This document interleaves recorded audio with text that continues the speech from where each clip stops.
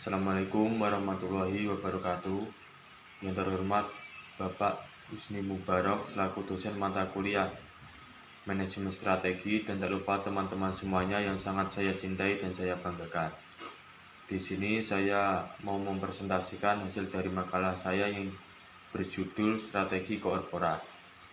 Adapun materi yang pertama adalah pengertian integrasi horizontal. Integrasi horizontal merupakan proses perusahaan meningkatkan produksi barang atau jasa pada bagian yang sama dari rantai pasokan.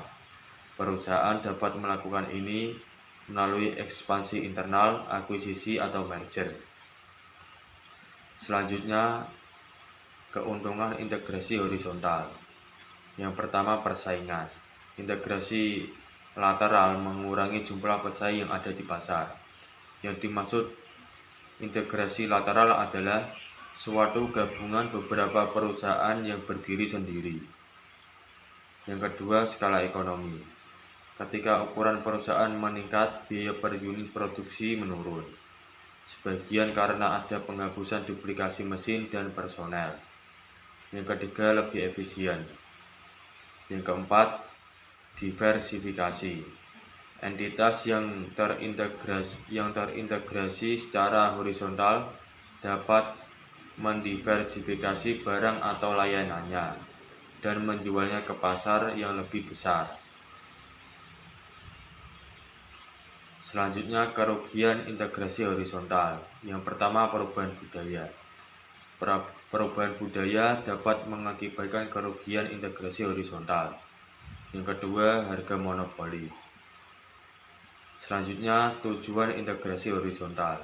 Tujuannya adalah untuk menumbuhkan perusahaan dalam ukuran meningkatkan diferensiasi produk, mencapai skala ekonomi, mengurangi persaingan, atau mengakses pasar baru.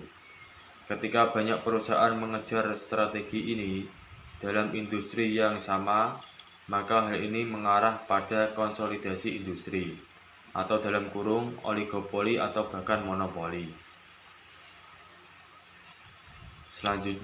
Materi selanjutnya strategi disverifikasi. Disverifikasi merupakan strategi yang dilakukan perusahaan untuk menambah produk baru tetapi masih berkaitan dengan produk yang sudah ada, atau diversifikasi konsentrik. Materi selanjutnya strategi merger dan akuisisi. Yang dimaksud merger adalah penggabungan dua atau lebih perusahaan yang kemudian hanya ada satu perusahaan yang tetap hidup sebagai badan hukum, sementara yang lainnya menghentikan aktivitasnya atau bubar. Sedangkan akuisisi diartikan sebagai pengambil alihan kepemilikan atau pengendalian atas saham atau aset suatu perusahaan oleh perusahaan lain.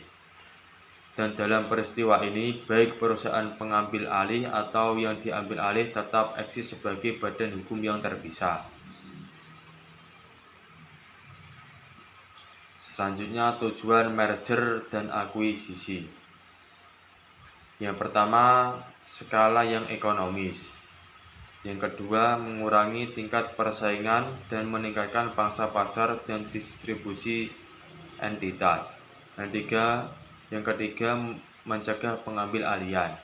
Yang keempat, akuisisi harta tidak berwujud. Selanjutnya, manfaat merger dan akuisisi. Yang pertama, dimungkinkannya pertukaran cadangan cash flow. Yang dimaksud cash flow adalah bentuk laporan keuangan. Yang kedua, diperolehnya peningkatan modal perusahaan. Yang ketiga, dicapainya keunggulan market power dalam persaingan. Selanjutnya, resiko merger dan akuisisi.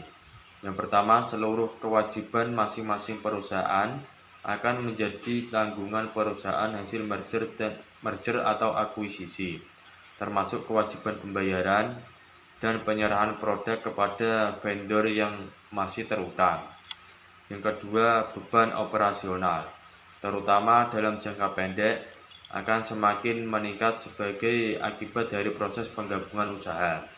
Yang ketiga, perbedaan budaya atau corporate culture. Sistem dan prosedur yang diterapkan di masing-masing perusahaan selama ini akan memerlukan penyesuaian dengan waktu yang relatif lama dan sebagainya. Sekian dari saya, semoga bermanfaat. Apabila ada tutur kata yang salah, saya mohon maaf. Wassalamualaikum warahmatullahi wabarakatuh.